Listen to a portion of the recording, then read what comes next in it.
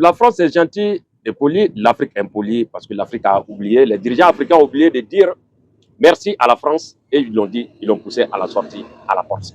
C'est dans ces propos que la France, à travers Macron, ont piétiné la mémoire de nos anciens combattants, de nos papas, de nos grands-pères qui sont allés combattre aux côtés de la France pour sauver la France. Sinon, aujourd'hui, la France allait être allemande ou la France allait être russe. C'est ce qui est sorti des propos écrits par Elon Musk. À ce terme, le 6 janvier 2025, lors de la conférence des ambassadeurs tenue à Élysée, dont le conférencier était Macron, il a eu à revenir sur les propos auxquels il s'offusquait du fait que les dirigeants sont allés au-delà. Ah, pourtant, c'est la France qui a poussé les dirigeants à établir un calendrier ou à parler, parce qu'il y a d'autres dirigeants qui étaient réticents, qui n'avaient pas envie de dire à l'armée française de partir. Parce qu'ils ne savaient pas plus quoi dire ou quoi faire devant, parce qu'il faudra corroborer avec les dires des États du Sahel, de l'AIS, où la population de ces États ont toujours les yeux rivés sur le comportement et l'analyse et l'actualité de ces pays du Sahel. Je rappelle que les pays du Sahel ont d'abord exigé la rupture, la dénonciation des accords coloniaux, la dénonciation des accords militaires. Ça, c'était de la rupture. Maintenant, revenons aux propos des dirigeants Kaka Debi et Ousmane Sanko Diomaye Faye, qui veulent essayer de faire amuser la galerie dans les propos. Quand les États de l'AIS se plaignaient du comportement de la France, ils sont restés bouche bée, motus, bouche cousue, ils ont fermé, ils n'ont rien eu à dire. Maintenant que ça change, les donne, que Emmanuel Macron se plaint du fait que certains ont dit que c'est eux qui ont dit à la France de partir, alors qu'ils ont laissé la priorité à ces États de faire l'annonce. De faire l'annonce devant le public pour dire qu'il y aura une réorganisation, réaménagement au sein de l'armée française qui vont être rendus peu visibles. Mais pendant ce même instant, le 6 janvier 2025, à la même date, le général Assimi Goïta tenait un discours face aux forces vives de la nation au palais de Koulba. Donc, il y avait des coutumiers, il y avait tous les bords de la société civile qui étaient présents. Il a tenu le discours en Bamana où je vais vous laisser écouter une partie. Le groupe État islamique ni Génim. Bon, nous sommes l'État islamique de l'État. Nous sommes opération que vice-président, quoi, général Bena.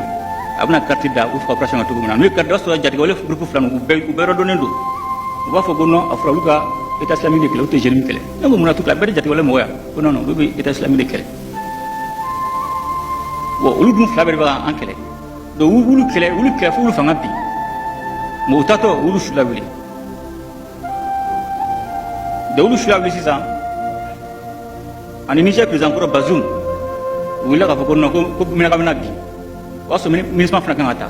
Ka mo akli mo jala wuli ka misali bla fambe ka robe mina ko mina ka be.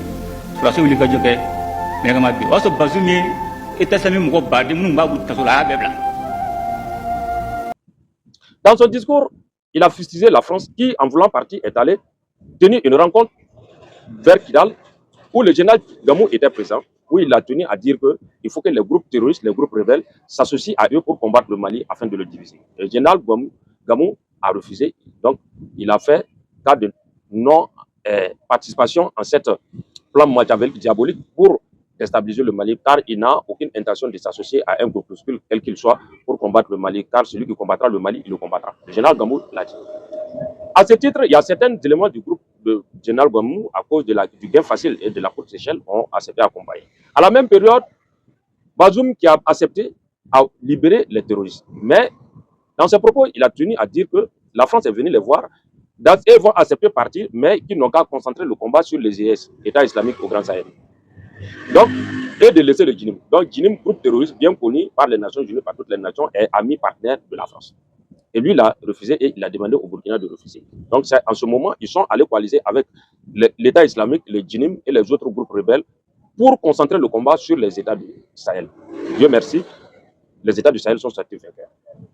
Donc, maintenant, le Mali aujourd'hui a un dossier qui est déposé au niveau du Conseil de l'ONU pour être jugé quant à l'implication de la France dans le financement en logistique, en moyens financiers, dans sa participation au terrorisme dans le Sahel. Et aujourd'hui, il n'y a pas eu de gain de cause. Et jusque-là, aucun État n'a accepté de participer ou s'est digné. Aujourd'hui, dans ces jeux de ping-pong, ces jeux de mots où les chefs d'État concernés veulent faire jouer et faire divertir l'opinion. Or, pourtant, en termes clairs, c'est la rupture qui a été demandée. pour faire partie de la France, on demande le départ des coopérants, la rupture des accords diplomatiques, bon, pas diplomatiques, des accords coloniaux, la dénonciation des accords militaires.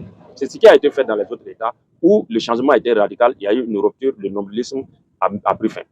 Mais ceux-là, ils parlent de j'ai été négocié, je n'ai pas été négocié. Or, pourtant, ça a été très bien négocié. Quand on va écouter dans la vidéo de Diomaye Faye, en contradiction avec les propos tenus par Sanko, qui a fait le plagiat des propos de Elon Musk, vous verrez que Diomaye Faye a dit que il y a eu un calendrier et ils vont laisser la priorité à la France de pouvoir choisir les dates pour le départ. Donc, je vous laisse écouter la vidéo. Donc, les soldats français doivent partir. Il n'y a pas encore de délai de rigueur par rapport à ça. Et si ça doit être fait, cela sera dit aux autorités françaises qui en auront la primeur et suivant les calendriers établis. Maintenant, sur l'écran, vous voyez que Sanko qui parle du fait que nos anciens combattants ont été trahis, nos ancêtres ont été trahis. Quand ils ont combattu, ils ont aidé à la France de pouvoir s'en sortir. Et sinon, la France allait être une colonie de la France, et de l'Allemagne ou de la Russie. Donc, ils allaient parler la langue russe ou la langue allemande. Donc, c'est du plagiat. Mais ce qui est aberrant et ce qui fait peur, c'est que la décision de Ousmane Sanko semble être unilatérale, sans consulter son président avant de parler, parce que lui, il s'est indigné. Mais dans cette façon de faire amuser la galerie en voulant détourner l'attention de la jeunesse africaine sur ce que le général Tchani a sorti lors de son interview tenue la semaine passée, il a été clair que c'est un réaménagement, c'est une formulaire que la France a rempli. La France a dit clairement que à travers le général Castres, voilà Didier Castres, qui est le président des GEOS, qui a fait comprendre qu'il y aura la visibilité de la France serait moins. La France serait moins visible, mais beaucoup plus constant sur le territoire africain. Éteindre la lumière pour mieux glisser dans l'obscurité et faire mal. Donc, c'est ce qui a ressorti. Maintenant, en 2023, en décembre précisément, Émier Bernard, l'ancien directeur de la DGSE, a fait le tour du Sénégal, Côte d'Ivoire et du Tchad, où il a tenu à dire qu'il y aura un réaménagement et réarticulation de l'armée française. Donc, Emmanuel Macron, je ne dirais pas qu'il est bien, mais il est droit dans ses bottes, parce que quand il a convoqué le président à Pau en 2020, en août, ça a été les mêmes termes qui ont été utilisés, où il a tenu à dire que le président n'a qu'à clarifier leur position. Dans leur clarification, il avait tenu les mêmes discours. Donc la France va être moins visible. Donc ce sera des soldats noirs, de peau noire, qui seront là, qui vont utiliser les tenues des pays africains, mais qui travaillent, qui ne rendent compte qu'à la France. Donc, dire qu'il n'y a pas eu de négociation, moi je dirais que les États membres, parce que tant qu'il n'y a pas eu de négociation, c'est à vous de décider et de dire ce qui est là. Le Tchad aujourd'hui qui veut parler de rupture diplomatique, mais moi je sais que c'est faux. Parce que si le Tchad veut, c'est le moment idéal de dire que voilà, c'est fini entre nous et la France et on est quitte. Donc c'est ce genre de jeu de mots que nous n'allons pas accepter, qu'on berne tout le public africain dedans.